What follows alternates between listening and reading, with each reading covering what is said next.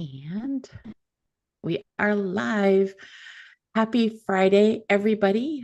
Welcome to the Rebel Roundtable. It is April 11th, and I am your host, Jen Lee, aka Rebel Esquire, and bringing you all the things in the legal world that probably should change faster than they are changing. Although these days, everything's changing very quickly. I am super excited. I am not even going to talk today, other than asking questions of my guests, because I have Chris Draper here.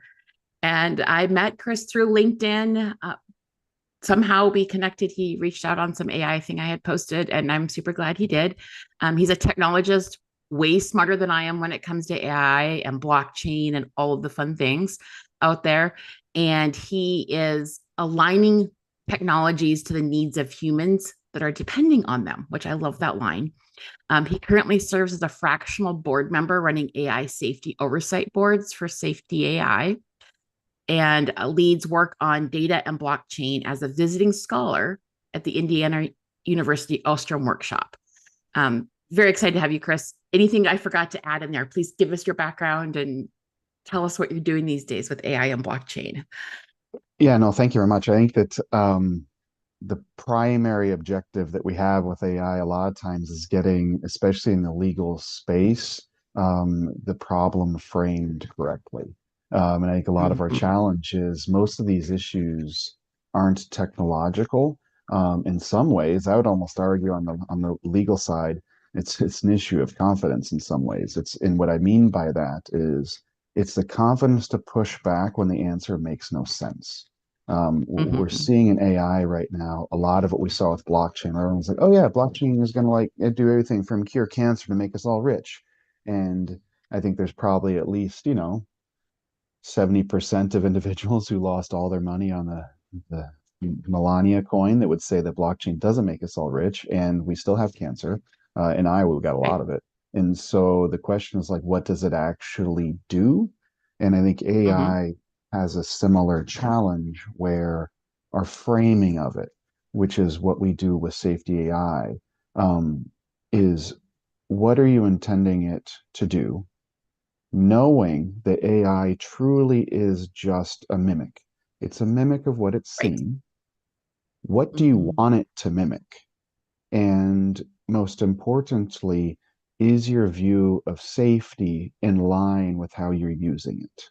Right? I think we just saw an arbitration award vacated the other day because AI was used, right? And the argument was AI was used um, more heavily than the judgment and the work and the expertise of the arbiter in the development of the award, which why it was thrown out. But it pushes to a lot of this question of what are we using it for? Where should it be there? What are our catches? But most importantly, what do we even think safe is? That's where our biggest challenge right now is how do we help people redefine the boundaries of what they're even thinking it can do for them?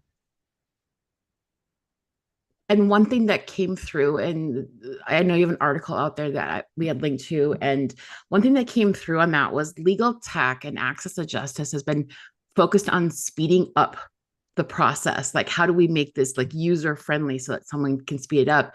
And we're missing out on the opportunity to redefine what justice actually like, are we speeding up injustice versus actually fixing the system itself? Can you talk Yeah, some more about like the big idea, that main thing there? yeah, I think but you're hitting on something that's been my background was originally in the rocket business. We figured out, hey, when a rocket blows up, what happens and what's fair. Moving to Iowa, there's not a whole lot of rockets. So we started to look at where do the mechanisms behind that problem also exist? How do we actually look at the application technology in human situations and help people actually appropriately fit the technology to the person? AI, like every other tech, is an accelerant, Mhm. an amplifier of human action. Now, the area that we got aligned to now over a decade ago, and where we first started working with AI back when it wasn't as accessible as we believe it is now, even though a lot of the pieces were just a few computational problems away, was in labor negotiations, labor contract, what's a fair contract, which brought me into with our startup Troct a number of years ago into mediation, arbitration, dispute resolution, which put me very strongly into the ODR space, online dispute resolution space. So I'm actually a fellow with the National Center on Technology and Dispute Resolution, which is an amazing program that's currently run by Ethan Cash and Leah Wing out of Amherst. And Ethan Cash, for those who aren't aware of the name, was really sort of with Colin Rule, sort of the godfathers of what we think of as ODR and the way that we've branded it. So all of these really sort of court required technology pieces that allow you to, do an arbitration or mediation before you go to court, or ODR has always been in this little challenge of what is the actual area of ODR, right? What makes ODR different from two people resolving a contract by emailing Word documents back and forth, right? Where is that boundary of where ODR is? But at the heart of ODR has always been that problem that we're talking about here is an assumption has always been in there that for low value cases, if I resolve a low value case faster, I'm doing a great service. The Mm-hmm. challenge of humans is what's low value, right? Right. Um, $500 for a lawyer billing 1200 is relatively irrelevant. It's probably a rounding error in their billing, whereas that's also someone's rent down the street for me. Yep. So, where is low value is the first case, but the second, which I think is the point you're, getting at, is um, much of our ODR came out of the e-commerce area. Now in e-commerce, I got four choices, right? It's like the thing didn't come, so either I get my money back, either it's like, okay, it's broken, so I'll get you a new thing, or there's like, well, you really did it wrong, so pound sand, or there's like something else, right? And so the trick of ODR was originally in the e-commerce space is, okay, let's get you in the right bucket quicker. But Uh, justice probably shouldn't be buckets if all your buckets are unjust. So if I'm getting into an unjust bucket faster, have I achieved justice by speeding up process? And procedural justice, which, if the justice system is truly, we could argue a series of if-then statements that could theoretically be coded. If that's where we're saying we're good, well, every time we get a new law, every year, the legislature passes a new thing. I think Iowa just passed another law here in the sort of the ag space of like they've changed the size of what type of land a drone can fly over with a camera, right? okay. Well, if you Okay. consider the injustice just being whether or not that drone was in the right place, sure, that's a coding change. But Mhm.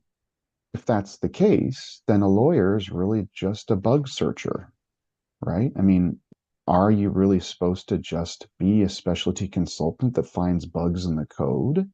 Or I guess I would sort Mhm. of argue there probably should be a higher purpose to the legal profession.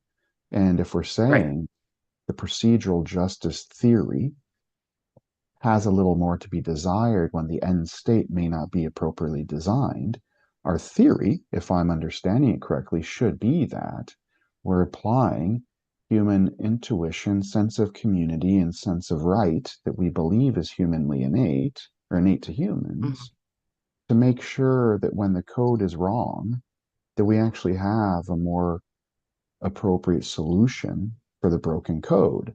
Now, in the ODR space, I would argue that we have really sort of two different types of systems. We have filtering systems, which is a traditional e-commerce platform and says, hey, you got four boxes you can be in. Let's figure out which box you're in quicker. And the quicker we get there, the better. There's a lot of great situations where that can work. There are certain commercial contracts where it's like, hey, we just need to know certainty. This is hugely complex. A lot of construction arbitration would fall into being benefited by filtering systems, right? It's reasonably well if I know the balance of the facts and I know that I've got certain pieces that have to align. Well, I mean, this is yours. You can go pound sand. This is yours. You're statutorily required to Yep. have this. Yep. Fine. But if I really want to be facilitative, which is what we were doing with Troct, was we were building basically what we consider a facilitative platform, which is one where I need to control the quality of the confidential and expansive communication, but allow them to arrive at a situation where if one side wants to get paid in 800 rolls of toilet paper per hour, cool. Which, depending on how the tariffs go, may be a really, really good outcome. That may be better than Bitcoin That soon. may be a But great outcome. Yeah. yeah, I mean, boy, like just imagine, I can't do anything with Bitcoin, but boy, I can at least wipe some stuff with toilet paper, right? So it should be that might be a good outcome. And the fact is, I shouldn't have the system structurally inhibiting me from arriving at whatever the parties believe is going to be an outcome that they truly believe in their own heart with true understanding of their options and true understanding of its impact. We should Mm-hmm. allow them to arrive at something that they choose. Now, those systems in the ODR space, they're a different one, and they're a challenge because, like traditional expert systems, which basically say an expert system is those forms, right? I hit a form, depending on my answer, it opens up another, and depending on that one, I open another. And they've really, I mean, in a lot of ways in law for procedural justice, they're probably still the greatest technology in the industry is a well-designed expert system, a well-designed piece, right? We look at a lot of these courts that where they put all their time into expert systems. If procedural justice is the outcome, those are great. And when you're looking at AI in a filtering based system that is optimizing for consistency of process can be a very powerful tool. It can find those unexpected elements at a higher rate if it's seen a data set that is expansive and non-biased enough to get us to where we need to go. I was just talking to a great, really brilliant dude who's here locally in Des Moines, Scott DeGeest, who works for Innova, and he was talking about one of the things that isn't getting the same amount of interest or vision as small language models. Not just, the large language ones are the big ones we see. A small language model is really sort of uh, to think of it a little more in line with what people were sort of thinking of DeepSeek, which is these custom tailored models that have a narrow set they work within. Um, those types of models within the bounds of what an expert system should do for us are probably very, very useful, right? Because they're saying, hey, find me the most similar outcome within this contained world and get me there as fast as possible. If you believe in Right. procedural justice, I'm all in. And if you Mm-hmm. believe that the magnitude of the problem's cost is not relative. So the actual the ability to appeal, the ability to recourse, the ability of time to not require any accounting for the value of the Mm-hmm. process. Okay, fine. I'll back that all day. I just don't believe it. You know? I mean, personally, I just don't see that as real. Um, I see, I see Which like is going to challenge every lawyer out there because they're going to be like, well, this is how it works. You follow the rules and the outcome is just. That's what's supposed to happen. So, yeah. I know, and if all the, but again, and this is, we can argue why Uh, it's there. I grew up with a lawyer in the house, so I mean, as an engineer who grew up with a lawyer. I mean, I get, I probably have yeah. the best mix of all the probably terrible mental health problems one should have, but I guess the challenge that I guess we would pose and the opportunity of AI Yes. so No. massive is AI is not smart. It's Mm-hmm. really stupid. And when Sam Altman says, "Will you be smarter than AI in the next round of it?" God, I hope so. Like, there's no if I'm I mean, th this is that age-old question of like when you get that crazy uncle who always starts like to get uninvited to Thanksgiving, right? The big question I always had Mm-hmm. early on when you had the Russians out there on Facebook and they're going through and they've got these bots, the thing that blew my mind after a while was it wasn't that the bot was getting smarter, it was that the individuals getting influenced of bots were becoming more bot-like. Yep. I can now have a conversation on the street that effectively mimics a Russian bot. It is bananas. But AI Yeah. needs to be, I think, brought the same healthy skepticism with that lens.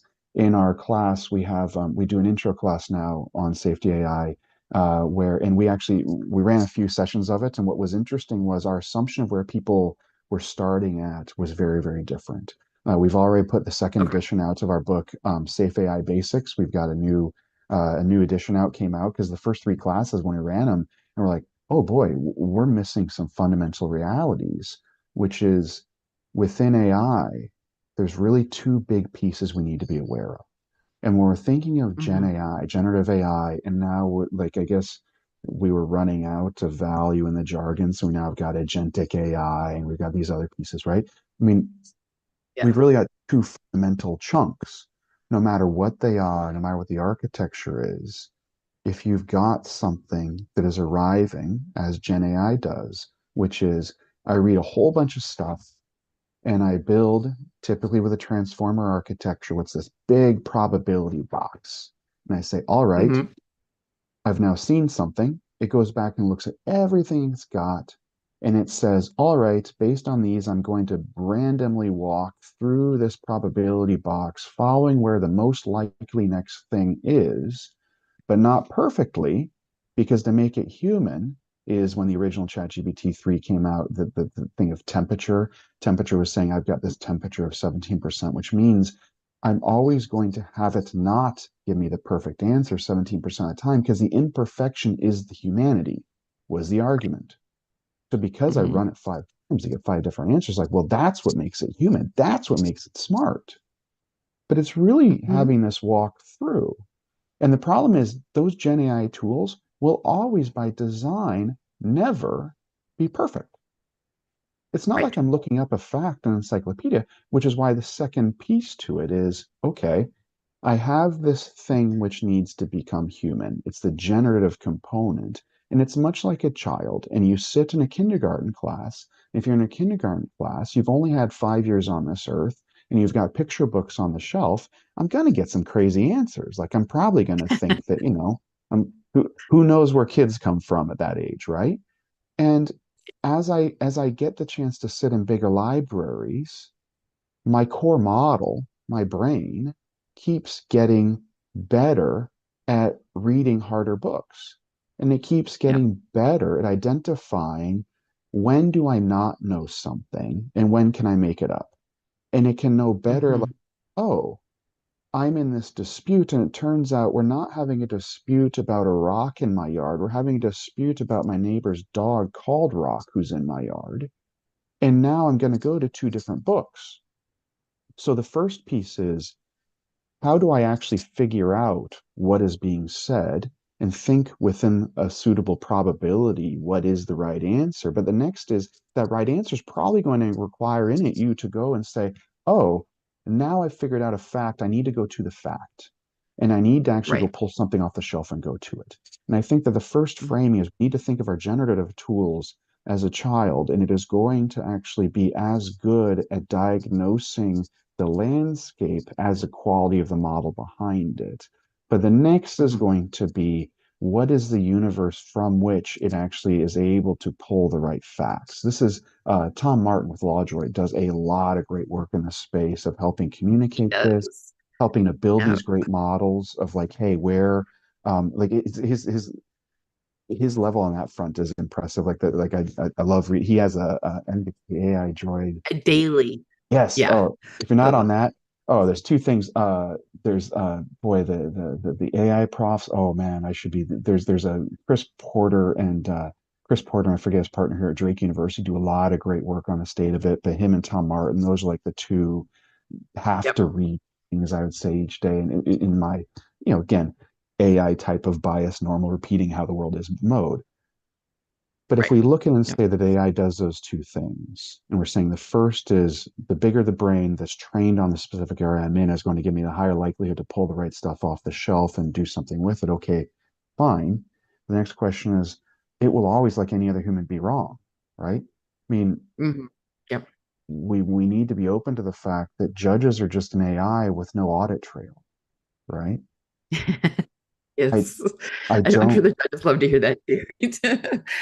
I'm gonna be honest that that actual conversation almost went to blows once in Galveston. So, but I do have to say that it was I will still stand by it. And by the end of the night, when you buy enough drinks, everyone's happy again anyway. So it doesn't matter. Right. However, right now when we think about it, though, I think to not acknowledge the fact that we are all repeating our biases is, Yep. I think, going to be a challenge for us. And the fact is that the AI is unique in any other technology, in that no matter what instruction it is, if the instruction is the exact same every time, it will every single time execute it differently, right? If I think Mhm. about it Yep. in safe AI basics, I think what in governing artificial intelligence, which is coming out from Brill this June, which I co-wrote with Leah Wing from NCTR, with Dan Rainey and Scott Cooper. We go into this a lot more there, but when you look at, I would argue that AI is an ultra hazardous technology. But instead of when we used to test nuclear bombs in the desert, we're like testing in the middle of society. And what really makes it different and hard for us to wrap our heads around is that if I'm going to safe a gun, there's really three different ways to safe a gun. I safe a gun typically in three different types of mechanical manners, but every single time I've decided it's time to safe it, the safing action will occur the same way every single time. With Mhm. AI, your first challenge is, does it realize you're telling it to safe itself? And that comes into, hey, did it interpret it right? Was the data right? So it doesn't even know what you're asking. Well, the second Right. one is on the auditability and transparency is, by its design, it will safe itself uniquely every time. Now, the outcome may be right within an acceptable probability, but Mhm. the fact that it's not always doing it the same, I think throws a lot of gear into the brains that have been wrapped around procedure and wrapped around, well, Yes. A comes after B, and then C comes after B as long as A was above 4 or this. And so if you've been algorithmic your whole life, and now the fundamental of the tool is probabilistic, it really is Mhm. forcing a lot of us to be more thoughtful in what it truly is. And it's requiring us to start to reimagine rules that have been on the books. ABA 1.6 on confidentiality has not changed in years. It Mhm. is a risk reduction requirement that identifies if you do not reduce economically accessible risk reductions, if you don't implement them, you're operating unethically. Right. That there's not a lot of lawyers whose first degree was in math, and that isn't a negative. It's just that when we start getting into the core of it, that framing is different, and it goes Yep. outside bounds what we want to do. It goes outside, as one person said, law school is where they teach you what boxes to put your thoughts in, right? If that's Uh-huh. how you're Yeah, most exactly. comfortable, and the law school isn't changing right now, which I think, Natalie Knowlton is Mhm. big on this, is like, if we don't change the tool that is training the, if you don't change the assembly line, you're going to get the same product. Exactly. Yeah. And this is where AI is I forcing had us into written. things. Sorry. Yeah. No, it's okay. I could listen to you all day. That's my problem is it's like I have to. I had written an article on Sunday night about the problem with some legal tech and a lot of the legal tech companies out there and the law firms that are trying to apply them is that they're trying to cram their 1980s processes or systems into a legal tech instead of rethinking the process or system first and then designing the tech around it. It seems like they are trying to cram all these old systems. And so you just slap on a digital interface to a poorly designed system. It's not going to work and you're going to get frustrated by it. And that seems, we seem to be on the same wavelength. I probably think about it a little bit more from the like practical standpoint than you do, but Well, just I because you're so much smarter about the technology side. Yeah. Well, there's you've almost hit a trigger on me on that one, because I think that the piece to me is that knowing the technology is irrelevant if you don't know the application. And so I think that in that piece, so Right. one group that I think did it, but I think like one group that did it really, really well, the Utah Supreme Court, right? When they implemented their ODR system, one can argue all you want about, hey, did the outcome end up reflecting what the research thought it would for ODR? That Mm-hmm. to me feels a little bit more like an argument over the bias of our projections. But the Yep. manner in which they basically said, all right, and I am so, because it was Judge, oh man, I'm sorry. It was really down, a lot of it was down to the leadership of the judge. Uh, oh, I'm offensive right now and forgetting, I'm sorry. And their chief of staff It's like were, I forget names too. Yeah. yeah, but the fact that they were, able to say, all right, here's our current process. Here's what we actually really Mm-hmm. truly need to get done. Which one do we want to code? And we're like, oh, we'll do the shorter one. All right, that's cool because that's probably what's better, right? That there's one element of rethinking the process, but as someone who goes and implements these things in many organizations and deals with, hey, you want to augment in these tech systems. How do we want to approach it? What's your strategy for it? My argument, I think, is I view those law firms slightly different in that it's not that they are deficient in how they've implemented the tech to the process. It's that they didn't really Mhm. have one, right? If Right. you if you go into a room of 100 mediators and ask them how do you mediate, you'll get 486 answers. It'll change every 36 seconds, right? I'm like, Hmm. well, it's Yep. this. And the strategy isn't even always there, right? Which isn't a negative. It's just that we haven't um, in many of these environments have not even really thought that, hey, there could be a strategy, right? Where Right.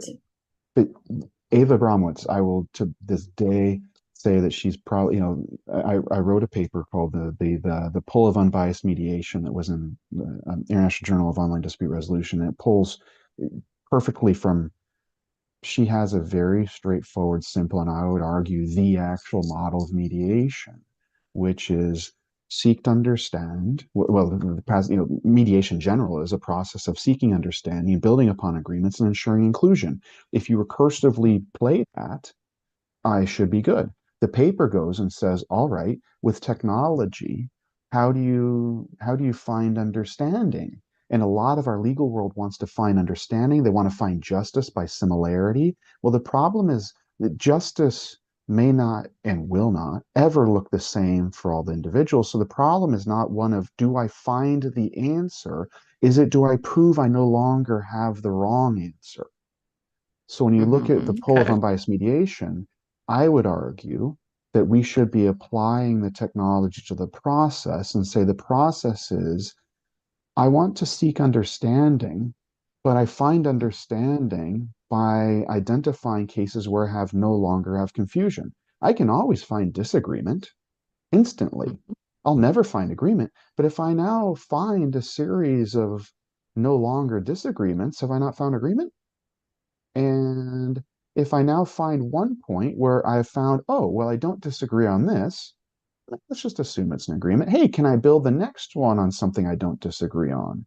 And can I make sure that everyone has contributed to actually, voting on this non-disagreement? Well, now I can actually build a tool that can find that.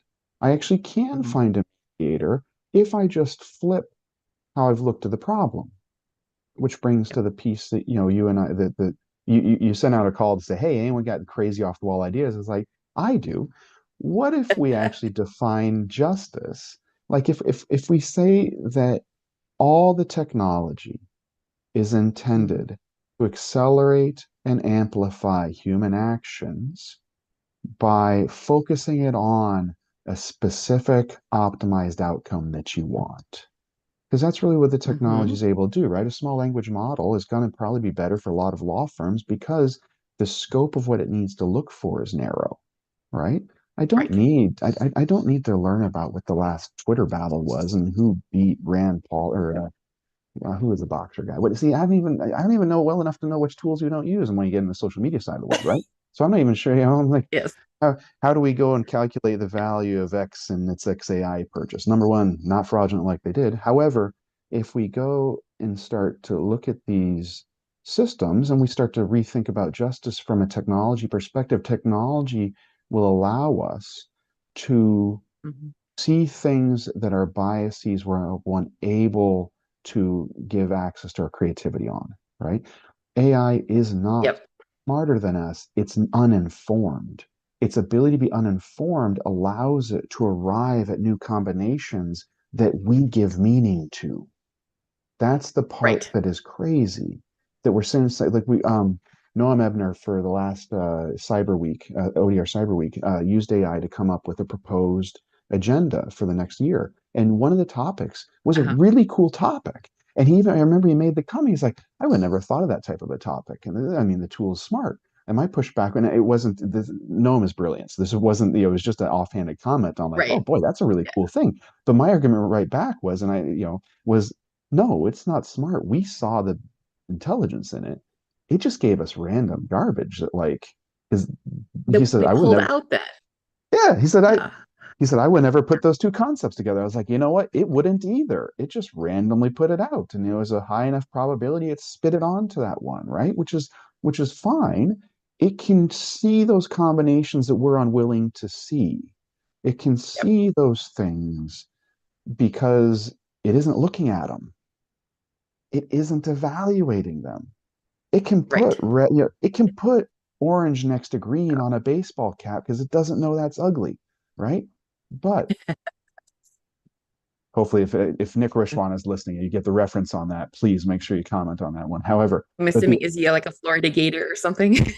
oh no, it's an Eminem line, but the, so Okay. Sorry. Oh, sorry. a green hat with an orange bill. But but when you're looking at justice now, if I have something that can actually truly come in unbiased, right? Hmm. What if we, as I propose in the justice algorithm we printed, like what if we actually are looking to optimize the deployment of resources in a manner that minimizes the reduction of equitable access to future opportunities? Now, I know that's an Yep. absolute mouthful because I'm an engineer that likes to sometimes look like a lawyer, so the whole thing is completely crazy. But the question is now, if I think of justice not as as an achievable state with a known item, but I start looking at as what is going to be the minimum negative outcome on future opportunity. Hmm. How would we rethink these, right? If Everything. I Yeah. if I go and have a robbery with a murder in the house, right? There's sort of a few layers to it, right? The first layer is, well, I've lost some things, right? eh, Monetary things or recovering some, the things can come back, right? I've also lost a Hmm. person. The Yeah. person's never coming back, right? It just isn't Hmm. going to happen. The challenge with America is we are, from our very roots, a punitive environment. As much as we don't want to be, we're eye for eye. We've been like that since you know, depending on where you consider things starting, right? Right. Yeah. Since a few people arrived at Iraq, we've been punitive in nature, right? We believe that there is an amount of pain if we exercise it on another that is going to replace the loss of the first, but it never will. We just end up Right. in a death spiral of pain. But the question is, since we've never had a rehabilitation focus in our system, and we haven't had it because we can't really see past it, well, how do we Hmm. need to think how we arrive at justice or know we've arrived? I would argue if we switch the optimization from how do I quickly identify that this punishment is a right socially acceptable return for the action taken, instead say, I'm never getting that person back, right? There's a Hmm. level of mental health I'm going to have to account for over the life of the survivors. There's a level of reacceptance in my community I'm going to have to train into someone and going to have to give them a pathway to find. At the same time, there's a level of removal of opportunity from the individual who is now, through their misdeeds, arrived an opportunity to be more valuable to our society than they ever were before one of the most heinous Yeah. misdeeds they could have committed. They, if we start to look at what is the minimum reduced positive opportunity that can be gained by that individual within their society, it will change that. Now, some people, there's some people that just a switch is off in them. It's been off from birth, and there's nothing. There's sometimes there's some things you have to be Yeah. managed. Some, Yeah. some people, boy, I, I actually I I look feel at like the we could probably we could talk about this all day. I probably should, but yeah. Sorry. and I would love to talk. No, no, and it's so fascinating to think about. Like, let's look at the outcomes and work backwards and figure out how like to think through things, and which was going to kill any lawyers in the room. Their brains are going to explode. That's okay. But we do need to wrap up because I Oh, sorry. have to. Oh no, but it's one of the things we do on, and I just love this whole discussion, which is why I was like, I'm just gonna keep going, and then I was like, I can't. I have a ticket into town for something. Um, so we have a part two of this whole discussion. But on the Rebel Roundtable, we also have our Rebel anthems on Spotify list. And so I had asked you, what's your go-to anthem when you need to channel your inner rebel and challenge all these attorneys out there? What do you listen to? Oh man, I apologize. I am so all over the shop, and I remember you asked me this, and I'm trying to remember what my latest. There's oh, most of mine are actually inappropriate. So None of them yeah, are inappropriate. This is the I'm yeah. actually I'm actually a big fan of Dochi right now. I think there's a lot of I just gotta look at a lot of good stuff, and J. Cole has always been another one that I think has a lot of really impressive truths in there. So I'm sorry for not having one. You're good. That was the one You're question good. I did not On prepare when for. you I apologize. emailed me, yeah. Yep, No, when you emailed me, you said, "This is America, a childish Gambino," is what you that had is, put on the and I think one right of the now good. my challenge with that right now is I think in some ways it hits so close to home at the moment. We're in such a weird part of our phase of Yep. community. Yep. I was always hopeful he could be more wrong than right, and I am disappointed in Yep. um how accurate he's become. Yep. So, or has always I been. totally understand. Yeah. Yeah. Thank you for having this discussion and totally nerding out on AI and safe AI and how this all works, because I do think that it's really misunderstood, and I really appreciate your insights. So I look forward to hearing more from you and reading more from you and learning more from you as we go on. So thank you, Chris. Thank you very much for the time, Jen. So appreciate it. Yeah. And then tune in next week for the next episode of the Rebel Roundtable at 9 a.m. Pacific.